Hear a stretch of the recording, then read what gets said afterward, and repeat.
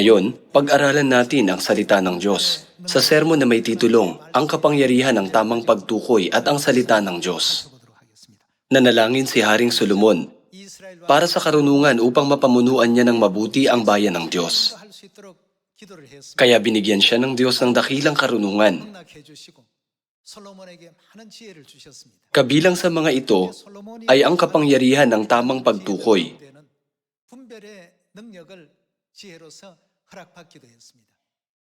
Isang araw, dalawang babae ang lumapit kay Haring Solomon. Naniniwala ako na alam niyo na ang kwentong ito. May dalawang babaeng nakatira sa iisang bahay at may tigi-isang anak sila. Gayunman, natagpo ang patay ang anak ng isang babae. Kaya ipinagpalit niya ang kanyang anak sa anak ng isa pang babae. Paggising ng isa pang babae sa umaga, nalaman niya na patay na ang bata. Gayunman, nang mas malapitan niyang tingnan ng bata, naunawaan niya na anak ito ng ibang babae.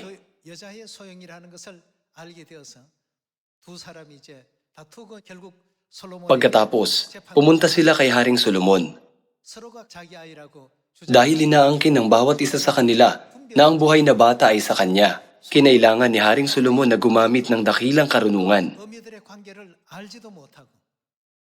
Hindi pa kailanman nakita ni Haring Solomon ang bata, ni alam ang tungkol sa relasyon nila.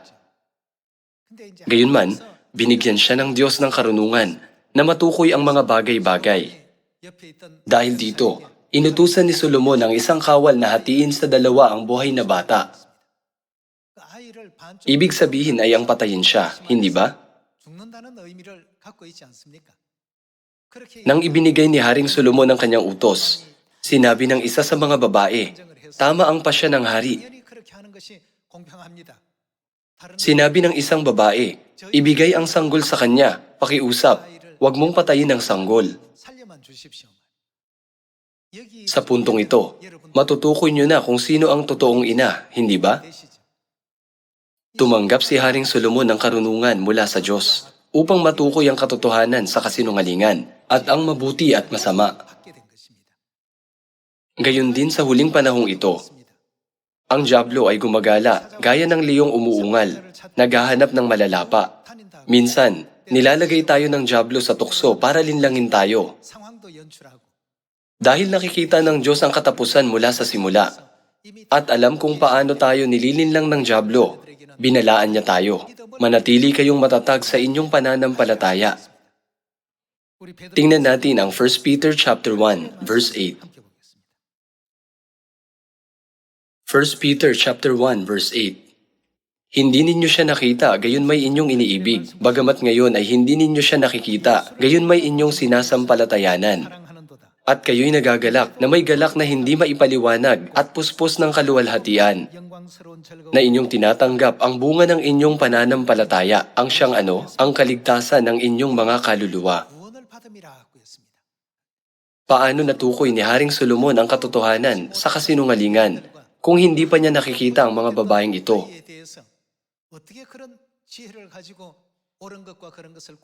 Nagawa niyang tukuyin ang tunay na ina dahil alam niya na ang mga ina ay may likas na ugali ng pagiging isang ina.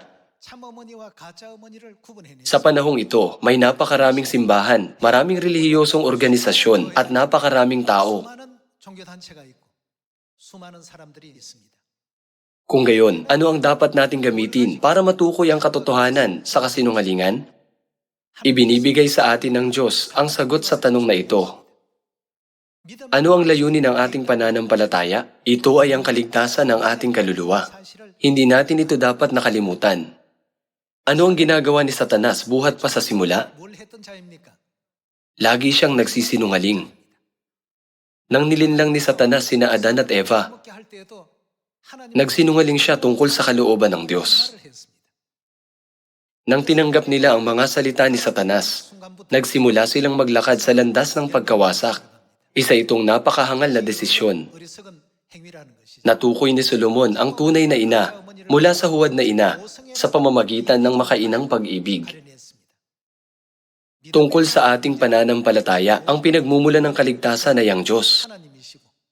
At ang layunin ng ating pananampalataya ay ang kaligtasan ng ating mga kaluluwa. Ang nakakaunawa nito ng tama ay hindi matutukso ni Satanas. Hindi niya sila malilinlang dahil malinaw ang pamantayan nila. Ang mga hindi pinangahawakan ng pamantayang ito ay paulit-ulit na matutukso. Kung gayon, ano ang sinabi sa atin ni Jesus? Sinabi niya sa atin na itayo ang ating pananampalataya sa ibabaw ng bato. Sino ang bato? Hindi ba't ang bato ay kumakatawan kay Kristo? Kung hindi si Kristo ang pamantayan ng ating pananampalataya, ang sinasabi ng isang tao ay nagmumukhang tama at ang sinasabi ng ibang tao ay nagmumukhang tama rin. Hindi tayo makakapagtakda ng malinaw na pamantayan. Paano ipinapakita ng Diyos ang mga gawain ni Satanas? Tingnan natin ang 1 Peter chapter 5 verse 6. Kaya't kayo'y magpakumbaba sa ilalim ng makapangyarihang kamay ng Diyos upang kayo'y kanyang itaas sa takdang panahon. Ilagak ninyo sa kanya ang lahat ng inyong kabalisahan sapagkat siya'y nagmamalasakit sa inyo. Magpakatino kayo, magbantay kayo, ang dyablo na inyong kaaway ay tulad ng leong gumagala at umuungal, na humahanap ng kanyang, malalapa. Gumagala siya para maghanap ng kanyang malalapa. Ito ang nangyayari ngayon. Nangyayari ito ngayon sa espiritual na mundo. Verse 9, siya'y labanan ninyo, maging matatag sa inyong, pananampalataya. Agad nating matutukoy ang pagkakakilanlan ng isang tao sa pamamagitan ng pagtingin kung sinusunod niya ba ang katuruan ng Biblia o hindi. Sabihin nating nagpapahayag sila ng mahal ko ang Diyos gamit ang kanilang mga labi, pero sinusuway nila ang mga utos ng Diyos, gaya ng hindi pagdiriwang ng Paskwa o paglabag sa araw ng Sabat. Malinaw nitong ipinapakita na ang kanilang pananampalataya ay hindi totoo. 2,000 taong nakalilipas, nagbigay si Jesus ng malinaw na babala sa mga Fariseo at mga eskriba. Iginagalang niyo ako ng inyong mga labi, ngunit ang inyong mga puso ay malayo sa akin. Paano malalaman ng isang tao kung ano ang nasa isip mo? Gayunman, alam ni Jesus. Paano niya nalaman? Ayon sa Matthew chapter 15, anong uri ng mga katuruan ang natatanggap nila? Sinabi ni Jesus, paano mo masasabi na mahal niyo ako kung sinusunod niyo ang mga alituntunin ng tao? Hindi ba't ang pag-ibig sa akin ay ang sundin ng aking mga kautusan? Binabaliwala ng mga tao ang mga utos ng Diyos habang nagpapahayag ng mga walang kabuluhang salita tulad ng mahal kita. Gayunman, natukoy ni Jesus kung ang kanilang mga salita ay totoo o hindi. Ito ay gaya ng natukoy ni Solomon, ang tunay na ina mula sa huwad na ina. Kailangan natin ng tamang pagtukoy sa panahong ito. Tingnan natin muli ang verse 8. Magpakatino kayo, magbantay kayo.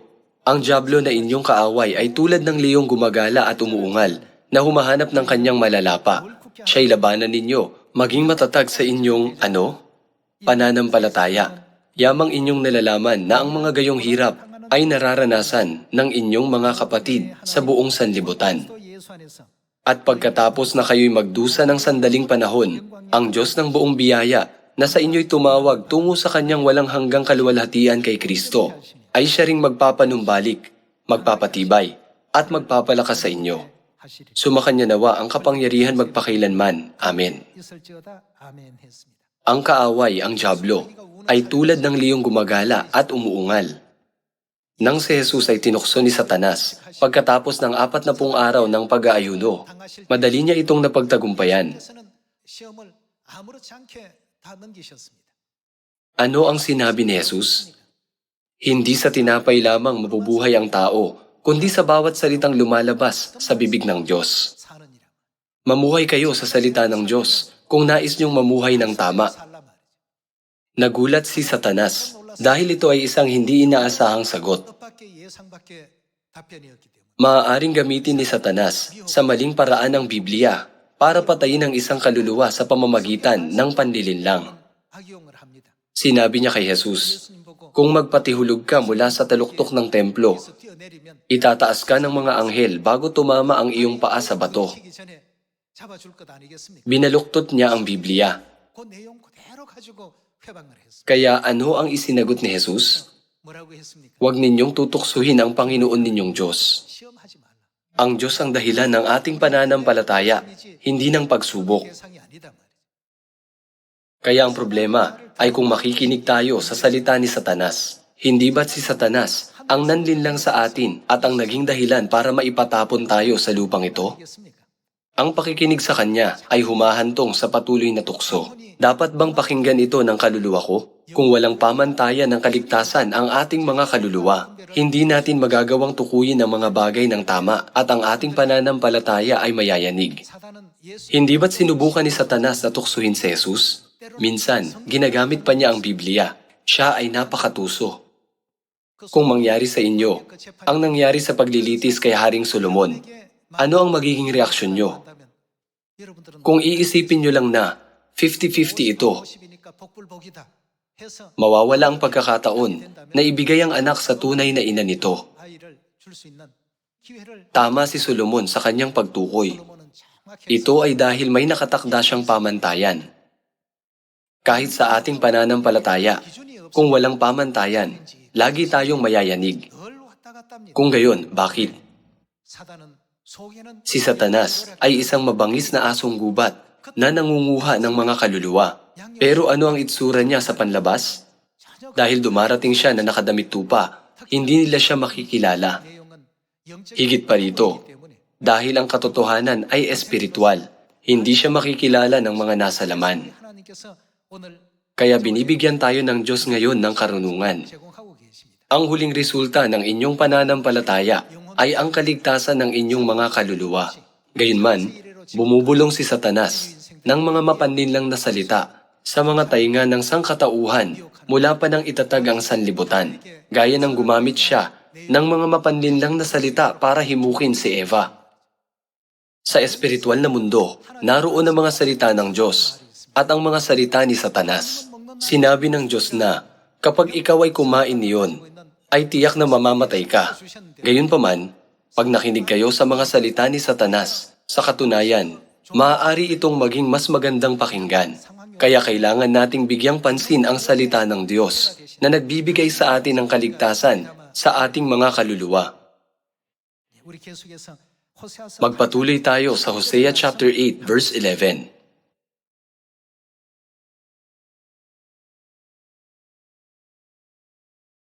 Sapagkat ang Efraim ay nagparami ng mga dambana upang magkasala. Ang mga iyon sa kanya ay naging mga dambana para sa pagkakasala. Kahit isulat ko para sa kanya ang aking kautusan ng 10,000, ang mga iyon ay tuturing nilang kakatuwang bagay. Dahil nakikita ng Diyos ang katapusan mula sa simula, hindi ba't ipinapakita niya sa atin ang tamang daan? Kaya pinaaalalahanan tayo ng Biblia na magkaroon ng pananampalataya sa Diyos. Mga kapatid, maaari bang ipagkaloob ang kaligtasan sa mga tumuturing sa salita ng Diyos bilang kakatuwang bagay?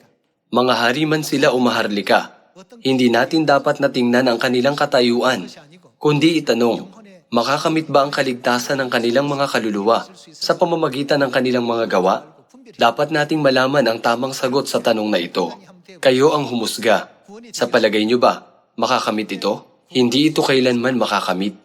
Suriin natin kung sino ang sumusunod sa kautusan ng Diyos sa pamamagitan ng katotohanan ng Paskwa. Luke chapter 22. Tingnan natin ang Luke chapter 22 verse 7. Dumating ang araw ng tinapay na walang pampaalsa, na noon ay kailangang ihandog ang kordero ng Paskwa. Kaya't isinugo ni Jesus sina Pedro at Juan, na sinasabi, humayo kayo at ihanda ninyo ang Paskwa para sa atin, upang, ating kainin ito. Ayon sa verse 13, lumabas ang mga alagad at inihanda ang Paskwa. Sa verse 19, tingnan natin kung paano ipinagdiwang ni Jesus ang Paskwa. Luke chapter 22 verse 19. At siya'y dumampot ng tinapay, at nang siya'y makapagpasalamat, kanyang pinagputol-putol at ibinigay sa kanila na sinasabi, ito'y aking katawan na ibinibigay dahil sa inyo. Ano ang iniutos niya sa atin? Gawin ninyo ito. Ito ang salita ng Diyos. Kung gayon, ano ang dapat na gawin ng mga nakikinig sa kanyang salita? Gawin ninyo ito sa pag-aalaala sa akin. Gayon din naman ang kopa pagkatapos ng hapunan na sinasabi, ang kopang ito na nabubuhos ng dahil kanino? Sa inyo, ay ang bagong tipan sa aking dugo. Sa Hosea chapter 8, sinabi ng Diyos, isinulat ko para sa kanila ang maraming bagay ng aking kautusan. Pero ano ang ginawa nila? Tinuring nila ang salita ng Diyos bilang kakatuwang bagay. Sa mga araw ngayon, hindi ba't napakaraming tao ang tumuturing sa Paskwa ang katotohanan ng buhay bilang kakatuwang bagay? Kung gayon, pakiusap, humusga ngayon sa pamamagitan ng mga salita sa Hosea chapter 8 at Luke chapter 22. Aling panig ang makakatanggap ng kaligtasan at aling panig ang hindi? Ang mga nakikinig sa mga salita ng Diyos ay nasa panig ng Diyos at tatanggap ng kaligtasan. Gayunman, para hadlangan ng bayan ng Diyos sa pagdiriwang ng Pasko ng Bagong Tipan. Sa konseho ng Nicaea noong AD 325, tusong siniraan nila ang Pasko at binago ang panahon nito.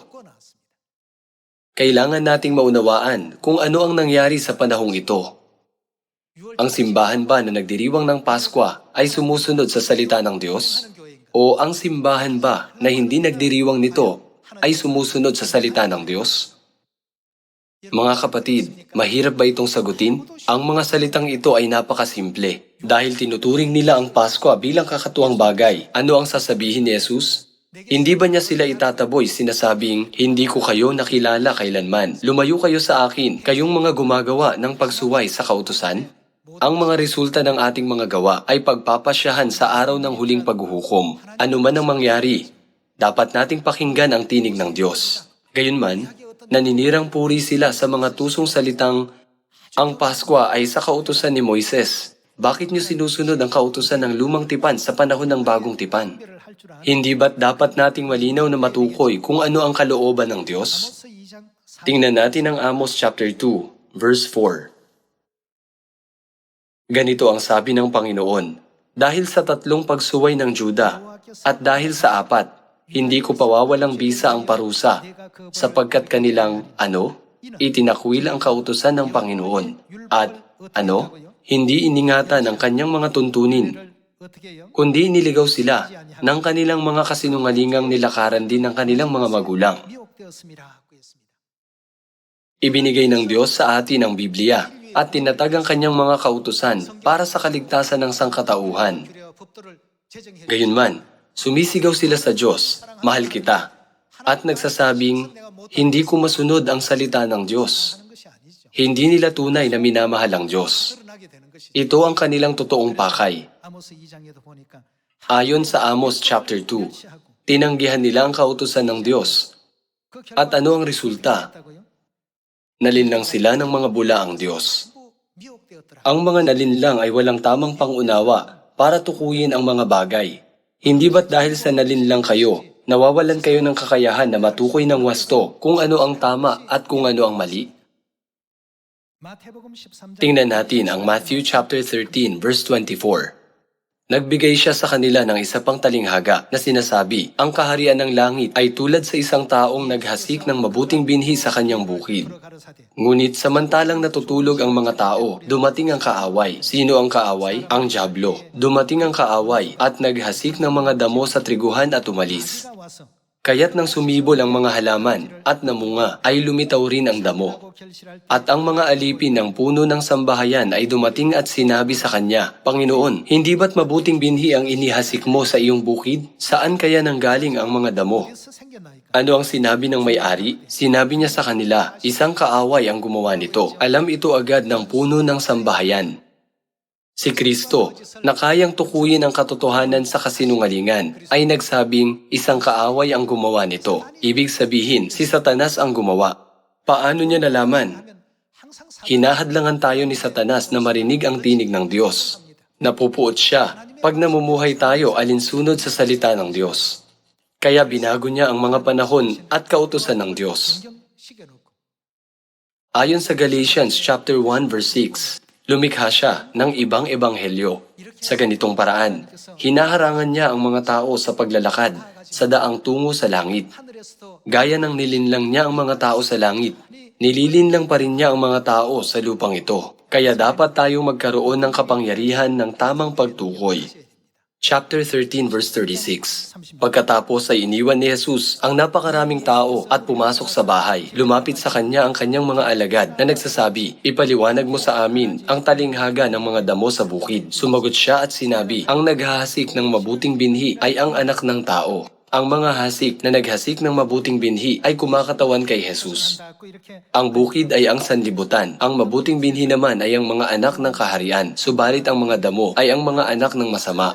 Ang kaaway na naghasik ng mga ito ay ang dyablo. Ang anihan ay ang katapusan ng sanlibutan. At ang mga manggagapas ay ang mga anghel. Kaya't kung paanong tinitipon ng mga damo upang sunugin sa apoy, gayon din ang mangyayari sa katapusan ng sanlibutan. Sinabi ng mga alipin, "Ginoo, napakaraming damo sa bukid. Nais mo bang bunutin natin sila?" Ano ang isinagot ng puno ng sambahayan? Verse 29.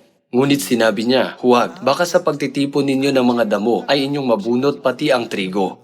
Hayaan ninyong magkasama silang tumubo. Hanggang kailan? Hanggang sa anihan." Kailan ang anihan? Sa madaling salita, hayaan yung magkasama silang tumubo hanggang sa katapusan ng panahon. Alam niya ito, pero sinabi niyang hayaan sila. Kung gayon, ano ang pagkakakilanlan ng mga damo?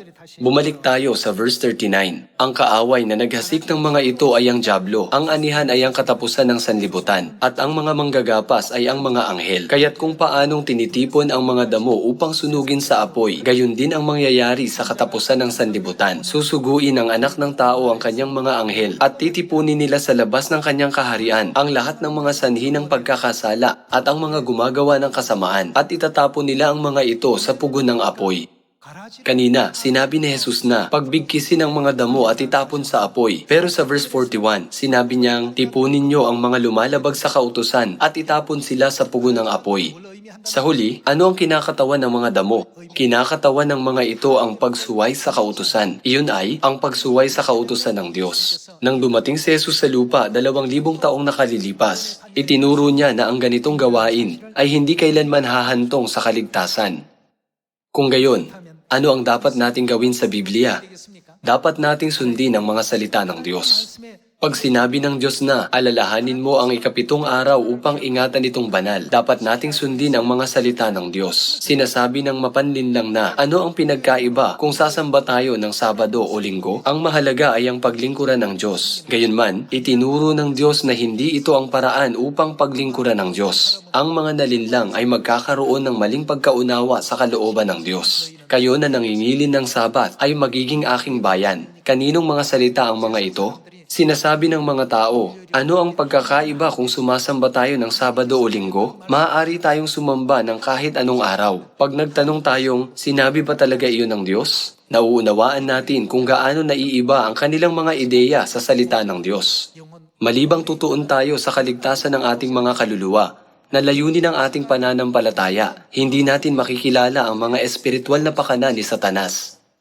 Agad na nalaman ni Jesus kung sino ang gumawa nito. Sinasabing, isang kaaway ang gumawa nito. Ito ay gaya ng mabilis na tinukoy ni Solomon, ang pagkakaiba ng tunay na ina mula sa bulaang ina.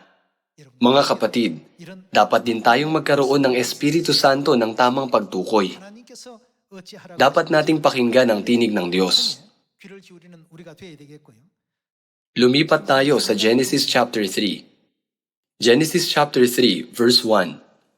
Ang ahas nga ay higit na tuso kaysa alinman sa mga mailap na hayop sa parang na nilikha ng Panginoong Diyos.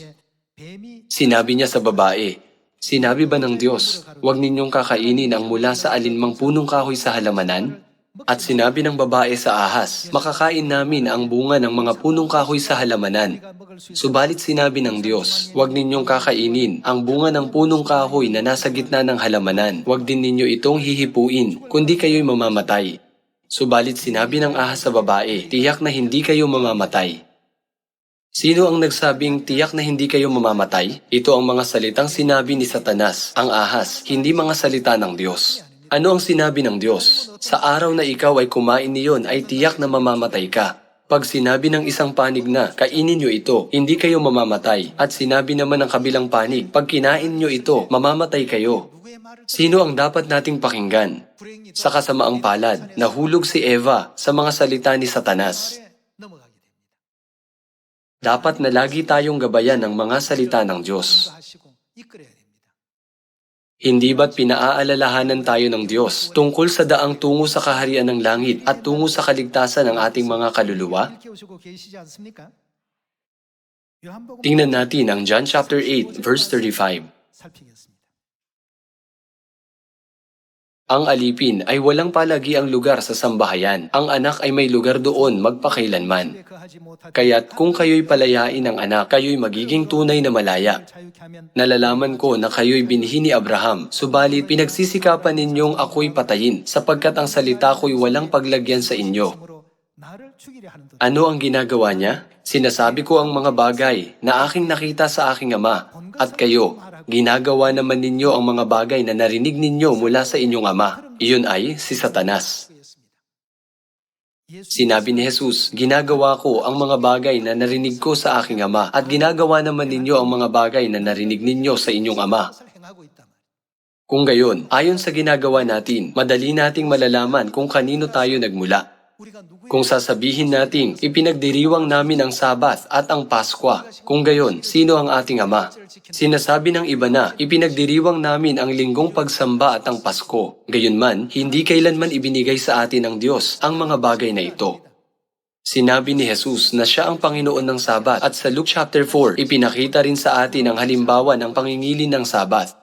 Ipinangilin din ng mga apostol ang Sabat. Hindi ba't nakatala ito sa aklat ng Acts? Higit pa rito, sa Matthew chapter 24, sinabi ni Jesus, manalangin na ang inyong pagtakas ay huwag mangyari sa taglamig o sa Sabat. Bakit niya sinabi iyon? Ang lamig sa taglamig ay maaaring napakatindi at dapat tayong sumamba ng Sabat. Gayunman, maaari ba nating ipangilin ang Sabat ng maayos kung tayo ay tumatakas? Binigyang diin ni Jesus sa Matthew chapter 24 verse 20, ang kahalagahan ng pangingilin ng Sabat kahit sa mga huling araw. Kahit na isinulat ng Diyos ang mga kautosang ito para sa atin, hindi ba kaawa-awa na ang mga simbahan ngayon ay hindi nakikinig sa tinig ng Diyos? Ang araw ng Sabat ay isang tanda sa pagitan ko at nyo. Kayo ay tunay na aking bayan at aking mga anak. Hindi ba tinatag ang Pasko ng Bagong Tipan na may mga pangakong ito? Ang layunin ng sermon ngayon ay upang bigyang diin na dapat nating pakinggan ang tinig ng Diyos. Gayunman, may mga nag-aangking naniniwala sa Diyos pero binabaliwala ang tinig ng Diyos. Dahil inuuna nila ang sarili nilang paghatol kaysa sa salita ng Diyos. Nakikinig sila sa mga salita ni Satanas. Kaya ang punong kahoy ng pagkakilala ng mabuti at masama ay naging nakakalugod sa paningin na dapat nasain upang maging matalino. Sa huli, ang mga resulta ay humantong ayon sa pakay ni Satanas. Kaya sinabi ni Jesus na hindi lahat ng nagsasabi, Panginoon, Panginoon, ay papasok sa kaharian ng langit, kundi ang gumagawa ng kalooban ng Ama. Hindi ba't ang pagsunod sa kanyang mga katuruan ang pinakamaikling daan tungo sa ating kaligtasan? Tingnan natin ang 1 John chapter 2 verse 18.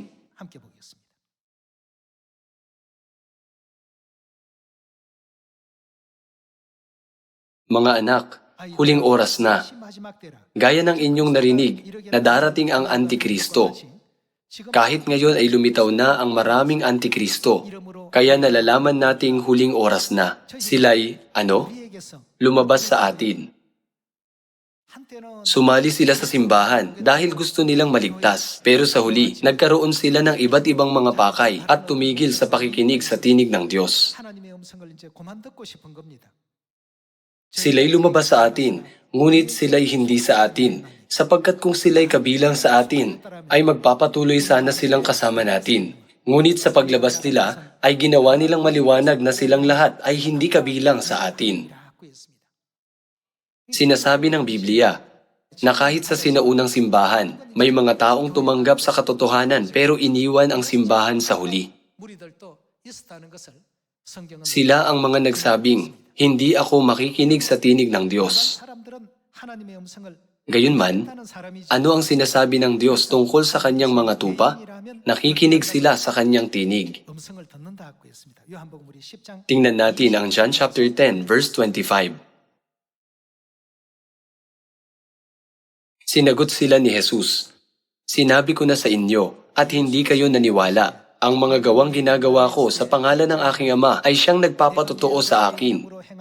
Subalit hindi kayo naniwala. Bakit kaya? Sapagkat hindi kayo kabilang sa aking mga tupa. Pinapakinggan ng aking mga tupa ang aking tinig at sila'y aking kilala at sila'y sumusunod sa akin. Sila'y binibigyan ko ng buhay na walang hanggan at kailan may hindi sila mapapahamak at hindi sila aagawin ng sinuman sa aking kamay. Ang mga ibinigay sa akin ng aking Ama ay higit na dakila kaysa lahat at walang makakaagaw ng mga ito sa kamay ng Ama." Ano ang mga katangian ng mga tupa ng Diyos? Nakikinig sila sa tinig ng Diyos. Sinabi niyang, "Sila'y aking kilala at sila'y sumusunod sa akin." Alam na ito ng Diyos noong una pa lang. Sa panahong ito, ipinagkaloob sa atin ni Kristo Ansanghong at ng makalangit na inang bagong Jerusalem, ang mga kautusan ng bagong tipan at hinayaan tayong makinig sa tinig ng Diyos. Ang dahilan kung bakit dapat nating sundin ang mga katuruan ni na Ama at Ina ay naitinuro sa atin ng Biblia at ng mga propeta na ito ang daan ng kaligtasan, ang daang patungo sa langit, ang daan ng katarungan, ang daan ng biyaya, at ang daan para makatanggap ng mga pagpapala. Sa panahong ito, kailangan natin ang kapangyarihan ng tamang pagtukoy. Si Satanas ay gumagala na tulad ng leyong umuungal na naghahanap ng malalapa. Ano man ang sitwasyon, dapat nating hanapin ang karunungan ng pananampalataya na gaya ng kay Solomon. Ano man ang gawin natin, dapat nating sundan ang landas ni na Ama at Ina hanggang sa huli. Mga kapatid, ang landas na tinatahak natin ay ang matuwid na landas. Minsan, kasama sa matuwid na landas ang pag-uusig, mga hadlang, at mga tukso. Kahit na maraming tukso mula kay Satanas, maging matatag sa inyong pananampalataya hanggang sa huli at makinig lang sa tinig ng Diyos. Basta't sinusunod natin ang tinig ng Diyos gaya ng kung ano ito, tiyak tayong papasok sa langit. Umaasang magiging mas tapat tayo sa mga katuruan ng Diyos. Magbibigay alam tayo ng maayos sa mga hindi pa nakakaalam ng kaharian ng langit at bibigyan natin sila ng pag-asa. Tinatapos ko ang sermon ngayon. Maraming salamat.